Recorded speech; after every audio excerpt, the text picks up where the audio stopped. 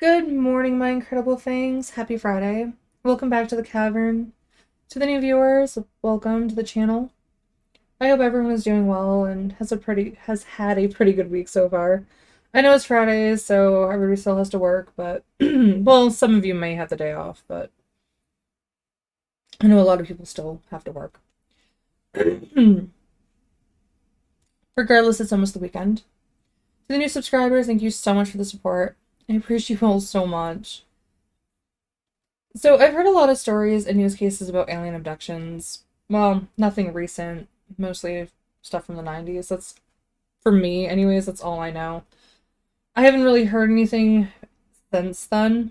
Doesn't mean we haven't had any cases or anything about abductions.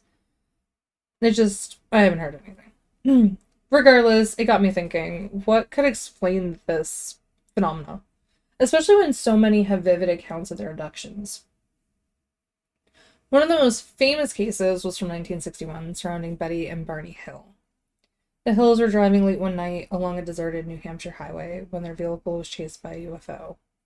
According to their account, the UFO zipped in front of them, emitted this blinding light.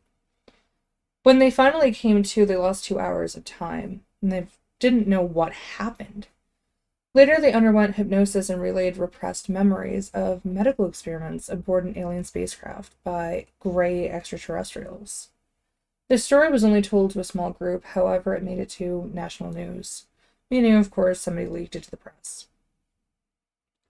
The U.S. Air Force's Project Blue Book investigated their accounts, as well as the National Investigations Committee on Aerial Phenomena, which was a civilian research group. Eventually, eyewitnesses were interviewed, and they claimed they had seen something strange in the sky around the same time as the Hill experience. Skeptics, on the other hand, believe the couple were influenced by the sci-fi series The Outer Limits. I've never seen the show, so I have no idea what that show is about.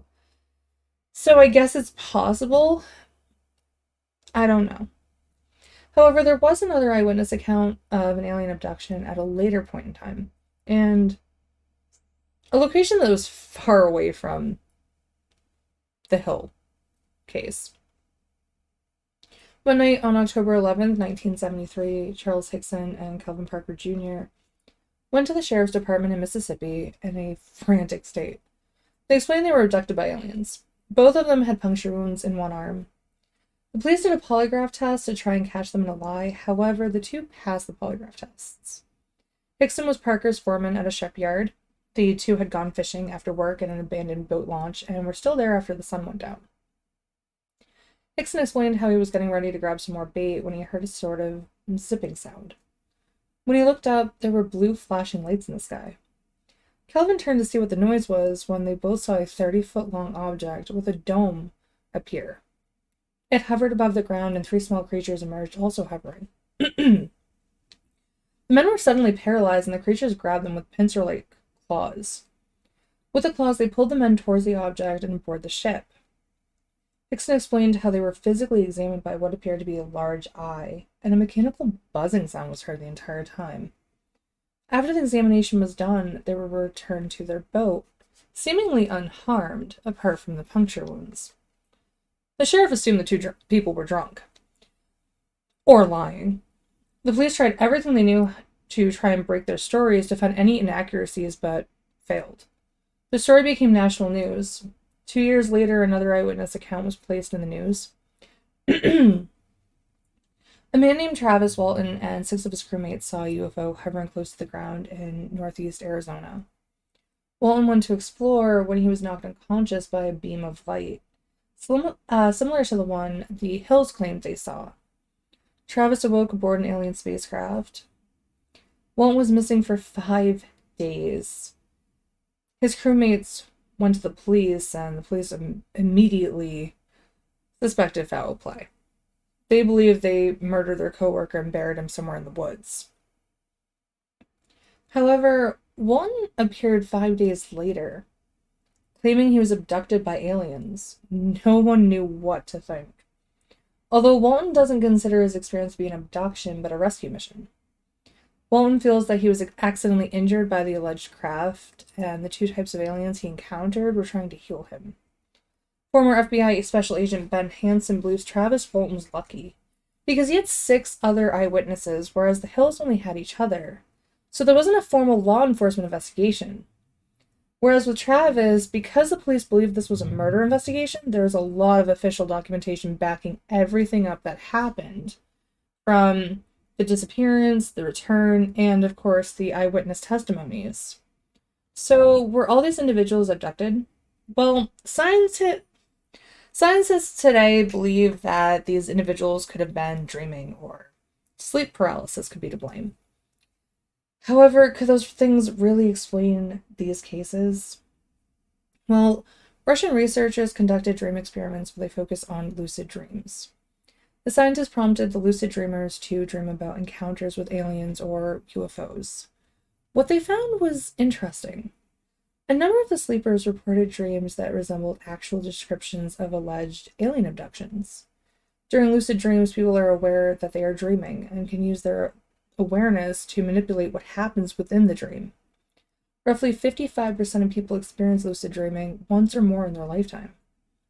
Around 23% have lucid dreams once a month, at least according to a 2016 study in the journal Consciousness and Cognition, which analyzed 5 decades worth of sleep research.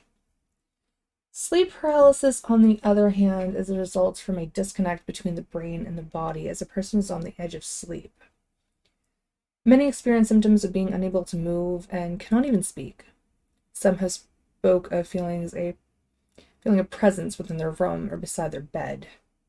Others feel a weight pressing down on their chest or bodies, making it difficult to breathe.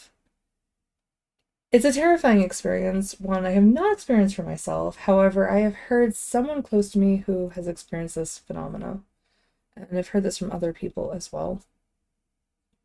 A psychologist at Fukushima University in Japan and leading expert on sleep paralysis, Kazuko Fukuda, believes sleep paralysis could explain the claims of witchcraft and alien abduction.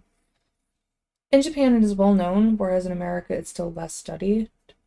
Most people here don't understand what happened to them, so when they have this experience, they may associate it with alien abductions, because we've heard about alien abductions.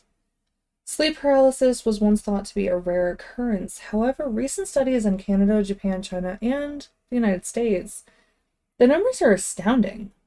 Sleep paralysis may actually strike 40 to 50% of people at least once.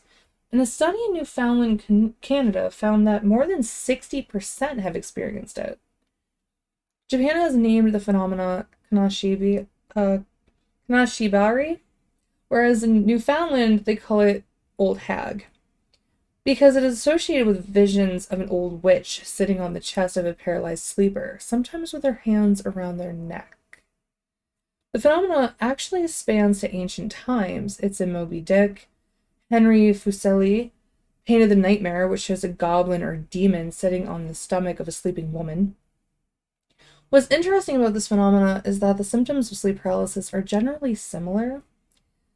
The images and the hallucinations and the interpretation of them seem to vary, though. However, how would the Hills fall asleep at the same time while driving without crashing, undergoing sleep paralysis, and experience the same images? The same can be said for the 2 fishermen on the boat and crewmen in the woods, and the crewmen in the woods of Arizona. What do you think is behind these images that these people experienced? Do you think it's sleep paralysis or lucid dreaming?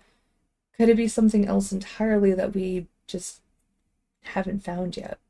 Let me know what your thoughts are in the comments. Thank you so much for watching and sticking around to the end. I hope you enjoyed this video. If you did, don't forget to like and subscribe to show your support for the channel and myself. If you didn't like the video, let me know what your thoughts are. Later tonight, I'll be sharing my review of the film Honeymoon. If you don't want to miss that, click the bell icon to never miss a video. There may be spoilers in that, so you can check it out on Vudu or Tubi, although you have to sit through commercials, unfortunately. I hope you all have a spectacular weekend. Take care until next time. Bye, everyone.